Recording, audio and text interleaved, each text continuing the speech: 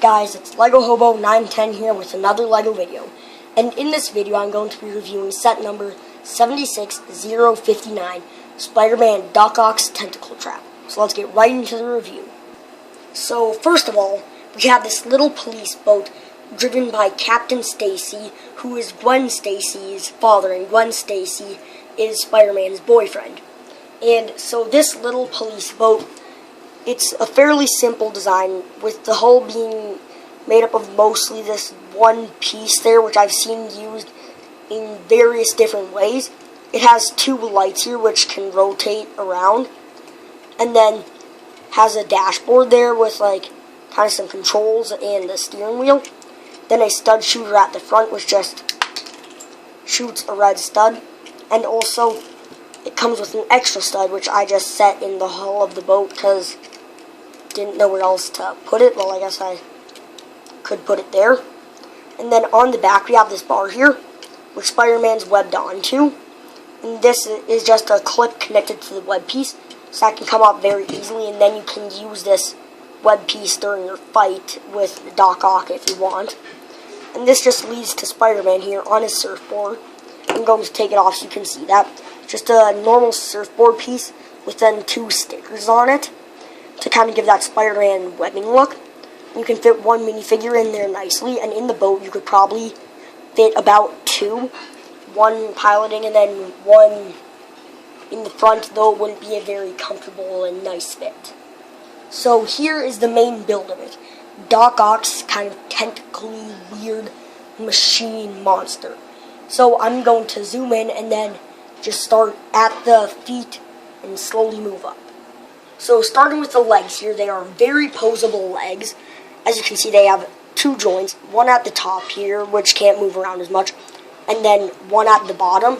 And this allows for you to make him look like he's walking and make him lean to the side and do all sorts of different poses with the legs. Though the legs bend super easily, making it easily fall over and bend around. And also, if we look under these legs, they have these cool suction cup details. And so now moving slightly up to the hips here, this can rotate on the legs, or the legs can rotate on it, allowing for even more movement. And if we move up to the cockpit here, we just have Doc Ock attached in here, and I'm going to take him out so that you can see this, which then just attaches in there. It doesn't actually attach more, so just set it in there. And it kind of gives it the illusion that he's plugged into this and controlling it.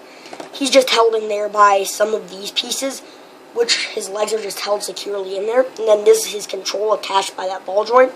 And that's just a sticker showing Spider-Man and some dials and gauges and stuff. And now, if we move up a bit, up here we can see some lights, and then there's this knob here, which then moves around the arms, and it moves them around in pairs. And speaking of the arms, these are very posable. First of all, they move together in that joint like I showed you. And once again, there's the problem that I have with the legs where they bend super easily and are kind of fragile and break. And that's kind of not, I wasn't intending that to happen, but it shows you that it does just happen naturally, and I'm not lying about it. So anyways, back to these arms. They do move a lot. First of all, they have that, and then each arm has a hinge there to move them separately from their side. Then they have a ball joint there, as well as another click hinge there, another click hinge there, another click hinge there, and then the hand can rotate as well, and the fingers are on ball joints, all three of the fingers. And all four of the arms have that same posability, creating a lot of posability, and you can get these arms moving in crazy poses, and it's just really fun to fiddle around with these and just move them around. And now, up here, these kind of protrude a bunch, and I don't like the way they integrated them in. These are some tanks on the back here, and then when you spin this, it shoots out these studs for every spin. Basically, this is a 6-stud shooter. There's a little bump in there which then knocks the stud and shoots it out.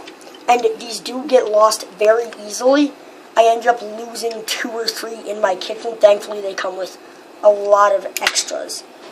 As you can see, it just shoots out pretty fast. Now if we turn around back to the front, and once again, the legs just giving way. They just pop out like that, and you can probably see that little bump a bit better, moving them around. And then to reload, you just put these in here, and this comes with a full another 12 rounds to reload the whole thing once you fired all 6 on either side. Now moving around to the back here, there's some more light detailing, and this, which is a nice segue into my next thing. If you can take this off, then you take these arms and take them off the ball joint, and I'm launching studs everywhere again. And you take them off right there at the ball joint. I'm going to come back right when I've got those all taken off. So once you take off all those arms and the cross like I showed you on the back, you can take this cross piece and attach the arms to this. Just like this. And just attach all 4 to each side of the cross. And then you take this cross and / X piece and you attach that to Doc Ock's back. And then you have Doc Ock when he's not in the suit. And once again, the arms are still very posable, and you can get him in some crazy positions, standing up, and all sorts of crazy stuff. I'm going to quickly stand him up here, though it is kind of hard to get him standing up, and sometimes these arms do break off, because they're very thin and, kind of fragile. Okay, just a sec, I'll get him standing up. There we go, got him standing up and holding White Tiger, and once again, these are just very posable, plus he can spin around on there. I'm not sure why that would be useful, maybe so that while he's walking, it keeps him upright, and also he can just trample the foes and Now that Doc Ock is done pummeling White Tiger into the ground, you can just take these all apart again and reattach them by attaching cross to the back again and attaching all the arms again. And once again, the legs on this give out very easily. So for the first minifigure, we have Gwen Stacy's dad, Captain Stacy, and he just has some fairly simple police printing, just as police, some wrinkles, some pouches, police badge, the belt, zipper, fairly simple printing, with then this very cool hairpiece, which I'm pretty sure is used for the Doctor Who and the LEGO Ideas Doctor Who set. And I just love the way this face looks, the way his mouth is hanging open very wide and comically. I just find that super hilarious for some reason. And if we take off the hair, we can just see his normal smiling face, which isn't as funny. Let's just cover that up and just stare at that. That is beauty. Beauty in its finest form. So next we have a very generic Spider-Man minifigure. Just a Spider-Man that's used all the time. Simple head and torso printing, which you would expect to be on Spider-Man. Then once again, this web piece, where it's the web, and then that clear piece, where it's a handle, and then the Negastud on the end, which has been used for various things, such as Spider-Man, and this Ice Princess here, as well as Doctor Strange. And I've said this before, and I'm going to say it again. If they made that in transparent green, it could be used to create a Green Lantern ring in Green Lantern sets. Somebody who has contact with LEGO, please tell them that, because I think that would look fantastic. Please, LEGO, please do it.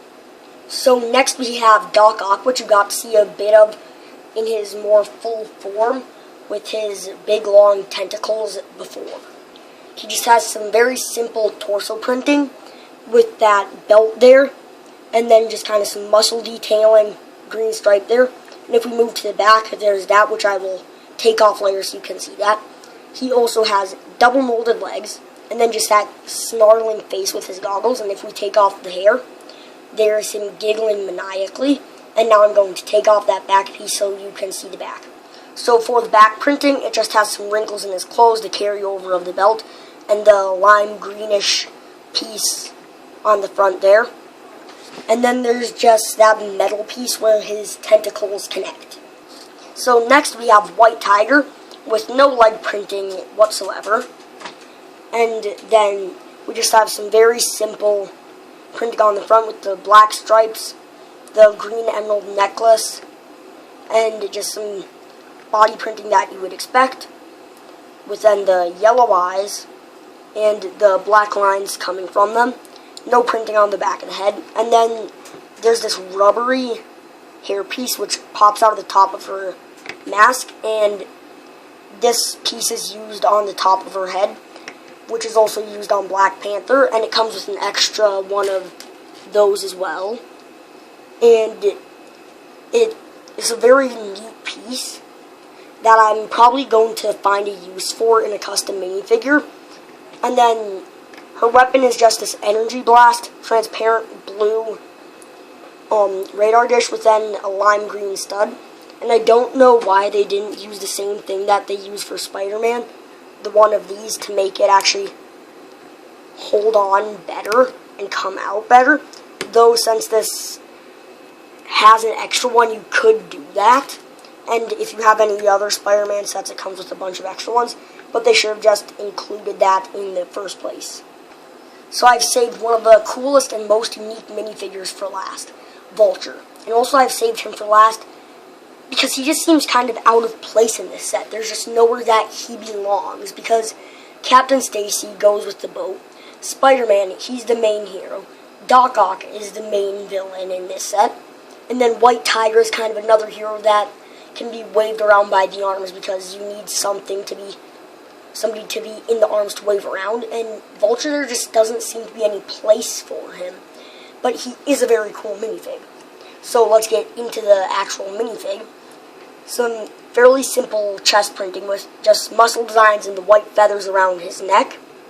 And then he has that one face which is kind of glaring with the white eyebrows. And then on the back, there's just a few like indents and moles and just skin imperfections. And then it has this big long wing piece which is used in Falcon, except in a different color. This one is the bright green, and just has that feathery design, which you can also see on the front. Now I'm going to take that off so you can see the back printing. So the back printing is just a bit of a continuation of the front printing, where it's just the feathers, some muscles, and then the stripes going over it as well. So my final thoughts on this set is it's a neat set with some unique minifigures and cool play features, though one of the coolest minifigures does just seem a bit out of place. And also, by the way, you can get some pretty cool action shots with that picking up the boat like I have there. And you can actually use the claws to kind of pick up the boat, though it kind of immediately drops it. But peace!